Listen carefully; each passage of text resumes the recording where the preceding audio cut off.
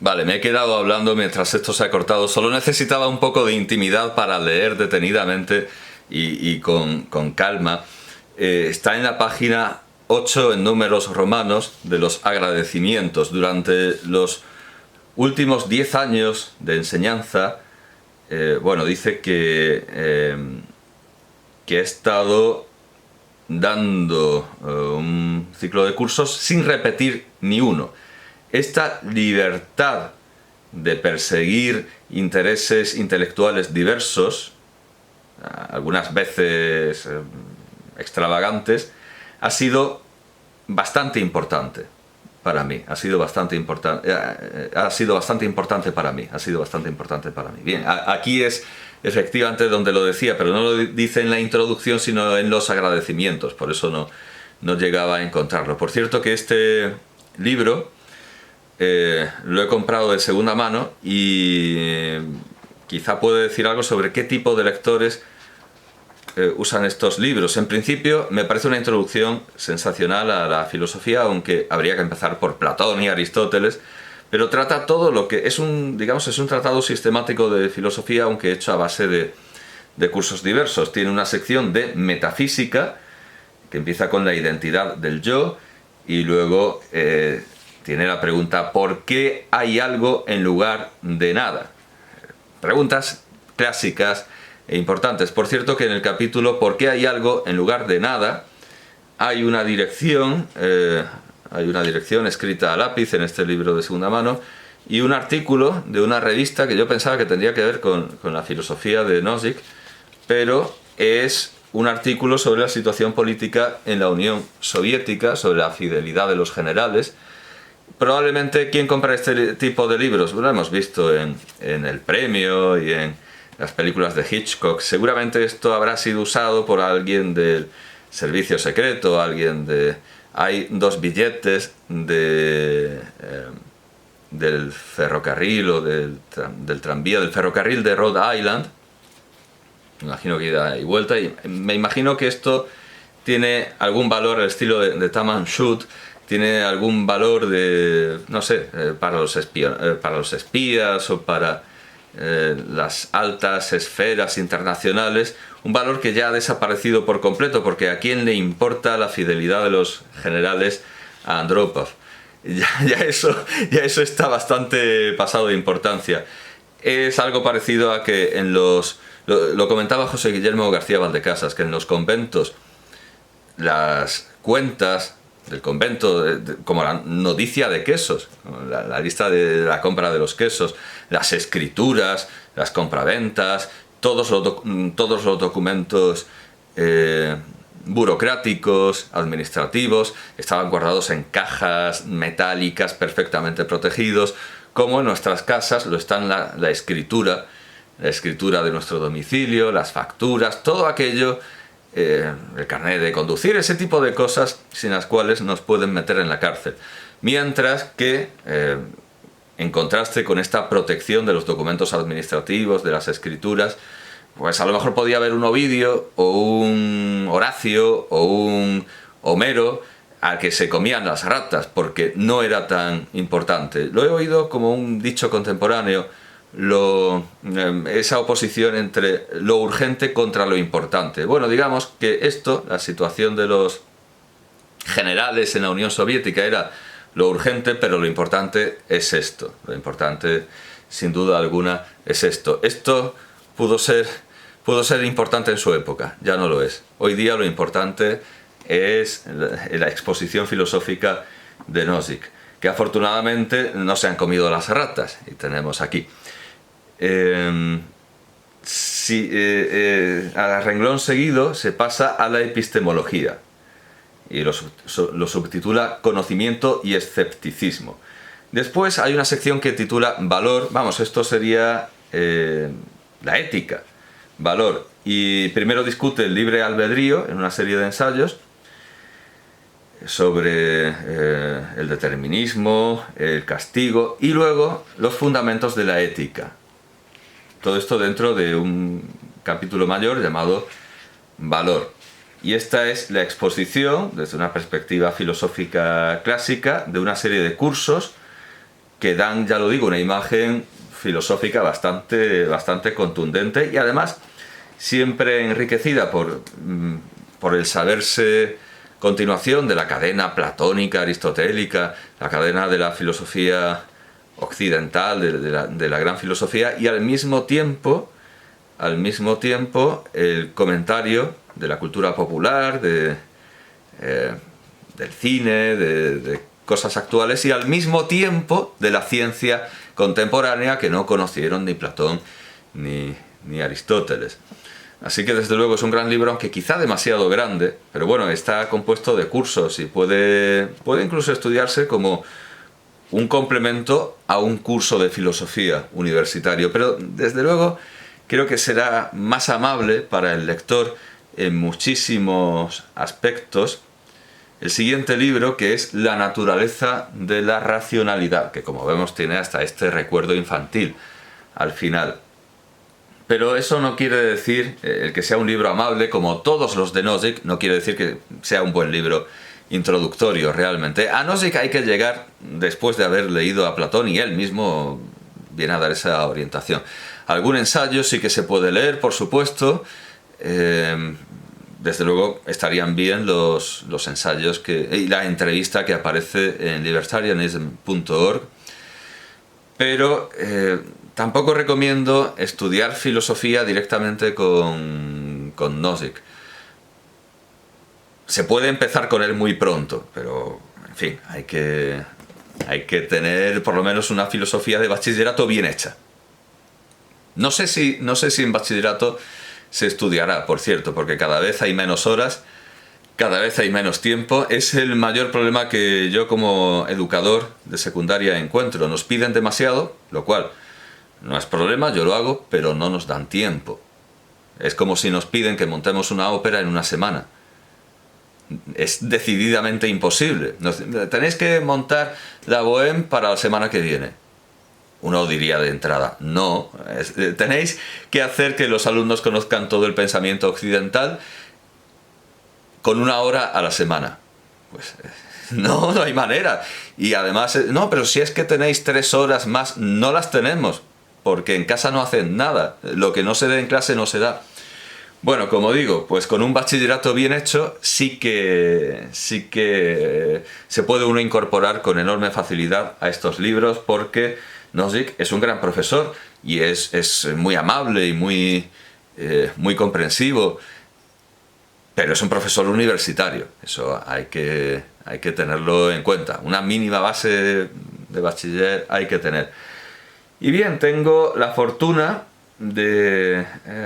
no, este aún no. Vale, sí, no, realmente sí. Quizá podemos decir que la lectura más ligera, más liviana de Nozick, para empezar, puede ser esta. Que además se hace eco, reverbera socratismo y platonismo. Quizá esta sea la más recomendable para el que empieza. Y después tenemos La naturaleza de la racionalidad, que es el último que tengo, porque no tengo ni problemas socráticos ni invariaciones. Así que este es mi último libro, pero tengo la fortuna de haberlo comprado. Es de 1900... Wikipedia me dice que es de 1993-95. Entiendo que es que tiene 2 ediciones y que la de 1995 estará corregida y aumentada. Puede ser eso. Esta es la... vamos a ver. Esta no es una edición nueva. Da como fecha de publicación original, 1993. Aquí no se dice que sea una nueva edición, sino que es la tercera reimpresión de 1995, tercera reimpresión. No sé por qué dan esa fecha, es de 1993. Sin más, bueno, pues tengo la fortuna de que mi ejemplar ha pertenecido, no sé por qué se habrá deshecho de él, supongo que lo más probable es que por falta de espacio, especialmente viviendo en Nueva York. Claro, un segundo, como está vivo, no puedo... Esto lo ha puesto para que si lo pierde se lo devuelvan a su casa, pero como lo he comprado, es peligroso, bueno, es una imprudencia suya, pero yo lo voy a tapar, es peligroso mostrar la dirección donde uno vive. Bueno, que este libro perteneció a Rohit Parikh, que por cierto, no sé si estará jubilado, nació en 1936. Así que entiendo que si no es emérito, estará ya jubilado, casi lo habrán obligado a jubilarse. Lo he escrito mal, porque no se pueden hacer dos cosas al mismo tiempo. El profesor Rohit Jivanlal Parikh, que nació en 1936 en Palampur, en la India británica, que ahora es Gujarat. Bueno, pues perteneció a Rohit Jivanlal Parikh. Como digo, seguramente se habrá deshecho de él por falta de espacio. Aquí viene su ex libris, enseña tolerancia, lo cual también es algo muy norteamericano. Y tiene sus notas. Voy a ver si hay algún libro que haya publicado específicamente sobre Nozick. En fin, el caso es que se ha deshecho de él con las notas. No sé si porque ya las habrá usado en algún libro o porque no le parecieron importantes, pero por ejemplo, para empezar, cuando Nozick expone la naturaleza universalista del lenguaje de la ley, que no hace generalizaciones, perdón, al revés, que hace generalizaciones a diferencia del lenguaje cotidiano, que habla de objetos y cosas concretas,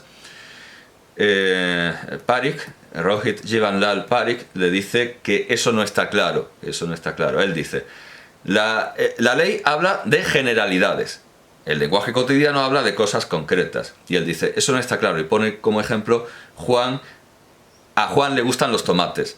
John loves tomatoes.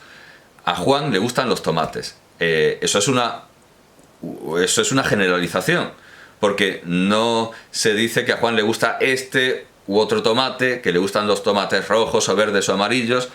Es una formulación universal. Le gustan los tomates, así en general. Y eso es el lenguaje cotidiano. Es una frase que desde luego no pertenece a un código o al mundo del derecho o al de la filosofía. No, eso se dice en el lenguaje cotidiano, es algo que pertenece al lenguaje cotidiano. Se puede decir perfectamente, a Juan le gustan los tomates, y es una generalización, porque no especifica qué tomates, siendo tomate algo incluso muy, muy general. Bueno, pues como digo, tiene sus notas. Si alguien está... bueno, en realidad tampoco, solo tiene notas al principio, luego parece que ya está un poco más de acuerdo. Tiene estos interrogantes como los tiene la obra de John von Neumann, anotada por Linus Pauling, que a veces pone interrogantes y dice, pues, ¿y esto qué? Esto es lo que me gustaría saber. Bueno, pues algo parecido, a veces pone interrogantes. Bien, y es una obra filosófica añadida a esta obra filosófica. He tenido mucha suerte en mi ejemplar de segunda mano de esta obra, desde luego mucho más que en esta otra, en la que solo hay una historia seguramente de espías, y no hay cosa que me aburra más que los espías. Es una cosa que tiene su función y luego ya... Que por supuesto Hitchcock y otros muchos directores, Fritz Lang, logran darle una capa, un barniz de interés. ¿Qué digo un barniz? Un barniz, reflejo, porque lo que interesa es la trama, la narración. Lo que interesa es la narración de Hitchcock. El mundo de los espías en sí es aburridísimo, pero igualmente Fellini logra dar esta luz a los payasos que tanto le gustan, y sin embargo el circo en general es un espectáculo bastante aburrido, y Fellini logra que sea divertido, al igual que los espías son aburridísimos, pero Hitchcock y otros directores logran que nos entretengan y nos parezca una historia trepidante, cuando en realidad no lo es. esto de la historia es mucho más aburrida que la apasionante novela detectivesca que escribe aquí Rohit Jivandal Parikh, comentando y haciéndose preguntas acerca de lo que aquí escribe Nozick, que como digo, esto ya es un libro más de repaso, porque ya ha examinado toda la filosofía, ya ha intentado explicar toda la filosofía aquí, metafísica, epistemología y ética, o valores, el mundo de los valores. Entonces cualquier cosa que estudie aquí evidentemente va a caer en uno de esos mundos ya vistos. A ver dónde tengo el índice.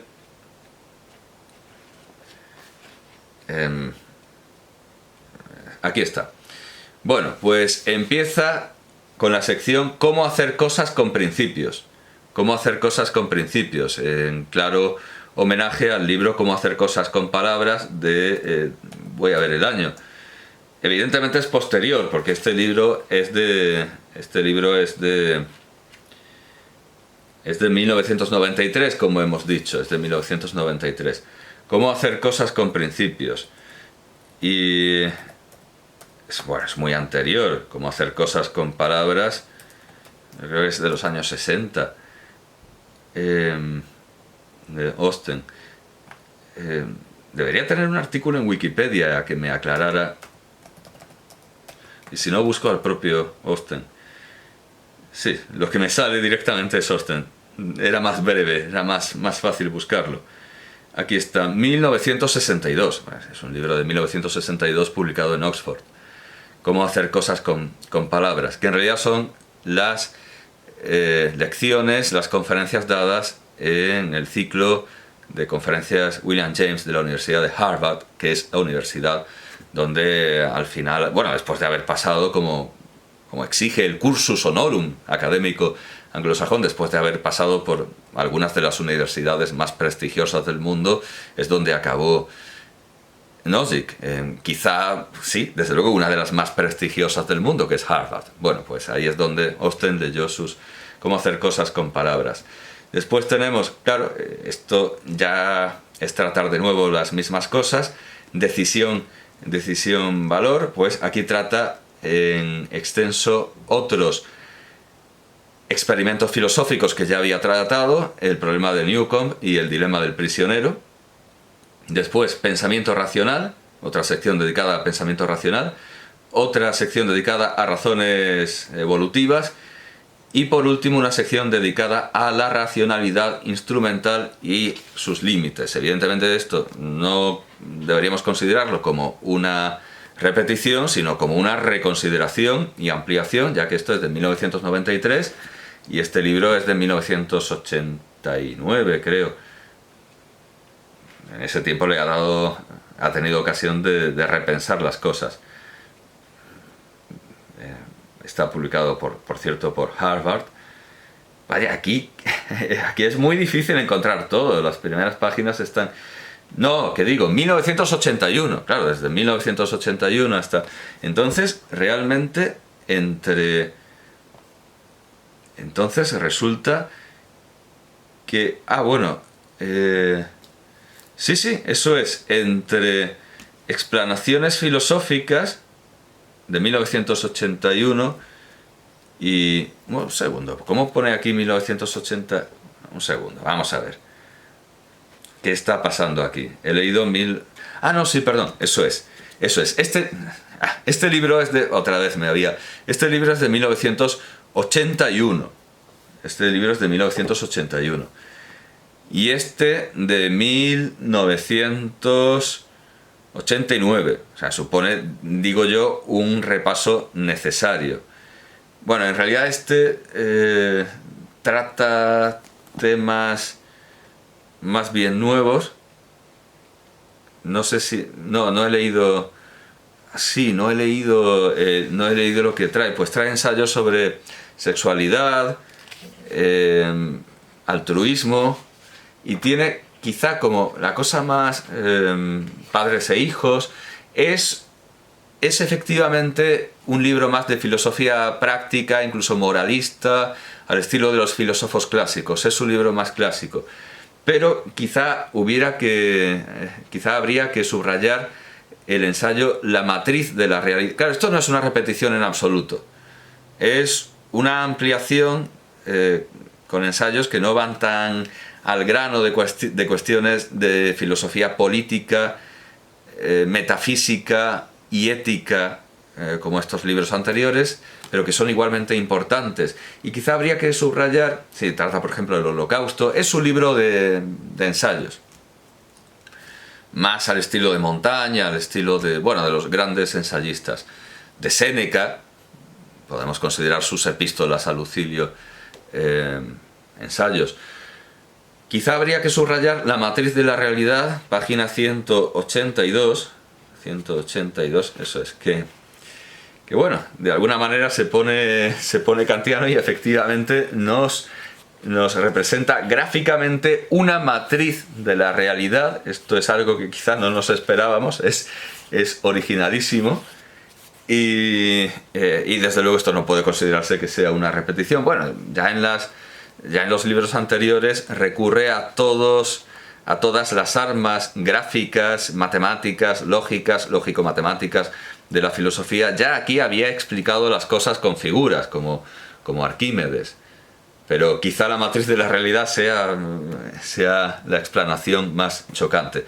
Por lo tanto, como digo, no es un filósofo que se repita, porque esto es una ampliación de sus tratados, de sus primeros tratados, La vida examinada, la naturaleza de la racionalidad se debería considerar una reconsideración, eso es, una vuelta necesaria, porque desde el último tratado sistemático, aunque estaba hecho de ensayos, que era las explanaciones filosóficas de 1981, pues había pasado ya una década, un tiempo suficiente como para detenerse de nuevo en los valores, en la ética, en la gnoseología y en la metafísica.